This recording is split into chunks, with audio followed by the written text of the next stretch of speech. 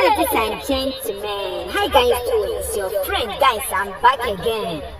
Guys, you know, when God wants to use me, He use me to solve a problem from the tap root. You get? So that's why I'm following this from the tap root. To tell you guys where Miriji were Banano Pinobogun.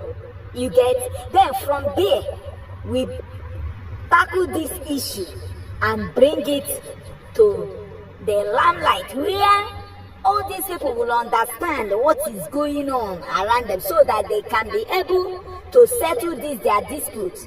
You know what I mean? So guys, let's go into that particular video. Let's go there.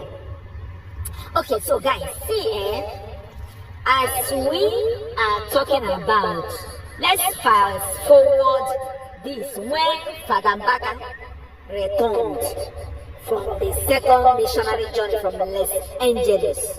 Remember, after the conflict with the bishop of Ebuka and every then when he came back, now remember that this owumiri man have already prepared that charm